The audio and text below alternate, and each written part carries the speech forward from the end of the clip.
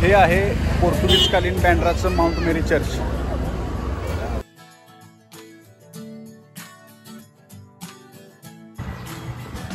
हे बघू शकता तुम्ही, पासपोर्ट आहे, छोटंसं घर आहे मेनाचं।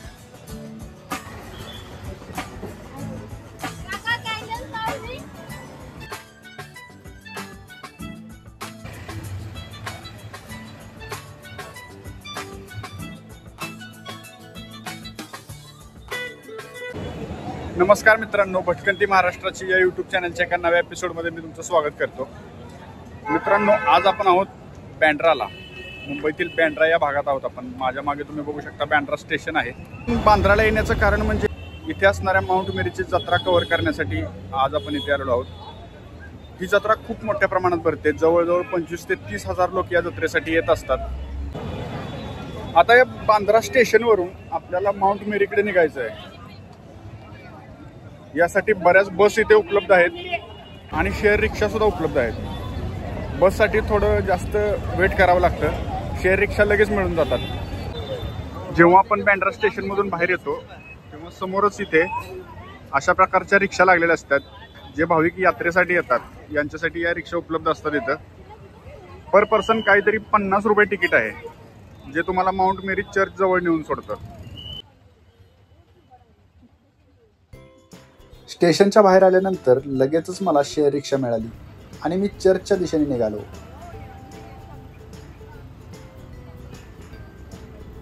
भाविकांची संख्या जास्त असल्यामुळे रिक्षावाले आपल्याला चर्चच्या 1 ते 1.5 किलोमीटर अलीकडे सोडतात। तिथून आपल्याला चर्चकडे चालत जावं लागतं।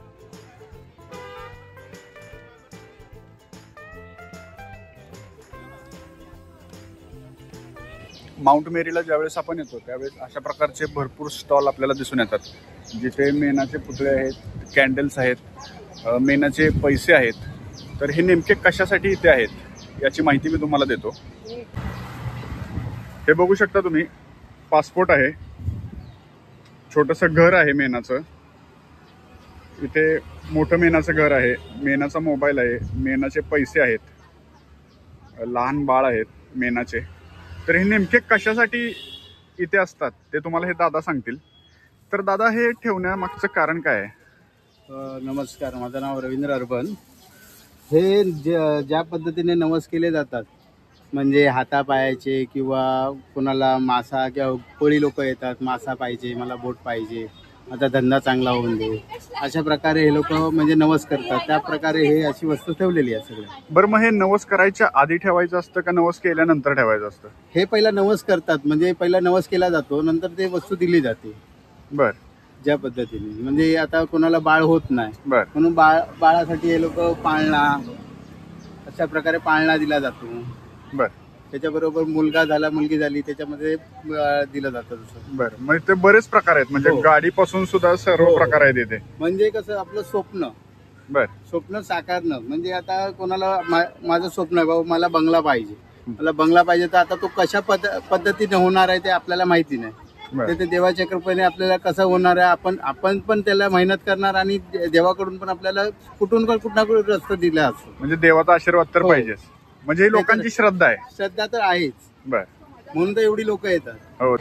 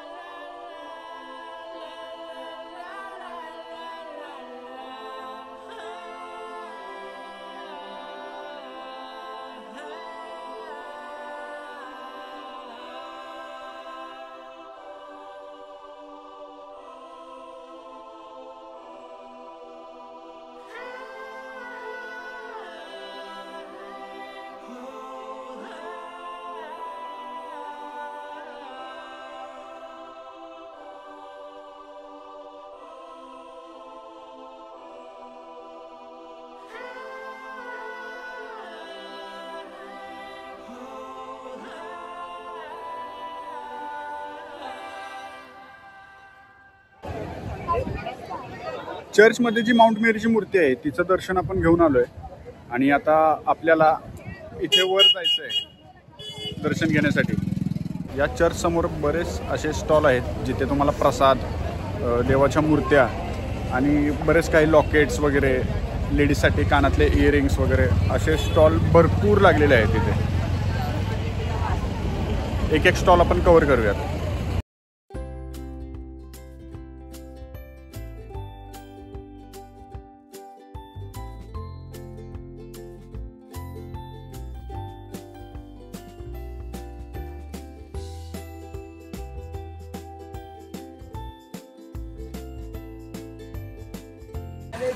माउंट मेरी चर्चच्या बाहेर युनेस्कोने जागतिक वारसा म्हणून घोषित केलेल्या 12 गड किल्ल्यांचं प्रदर्शन भरवण्यात आलेलं आहे.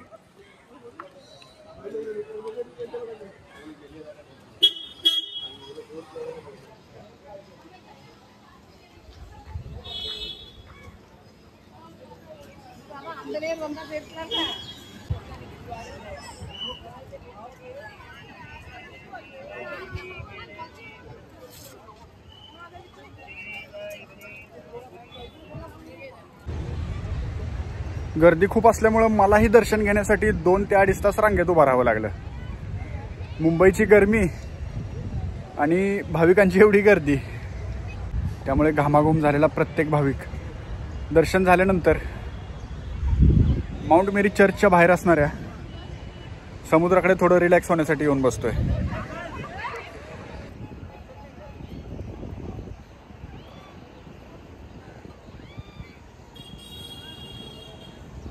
तर मित्रांनो, कसा वाटला आजचा व्हिडिओ? व्हिडिओ आवडला असेल तर व्हिडिओ लाईक करा आणि चॅनलला सबस्क्राईब करायला विसरू नका, म्हणजे अशा प्रकारचे नवनवीन आणि इंटरेस्टिंग व्हिडिओ सगळ्यात पहिल्यांदा तुम्हाला येतील. भेटूयात पुन्हा एका नवीन आणि इंटरेस्टिंग व्हिडिओ सोबत. तोपर्यंत जय महाराष्ट्र.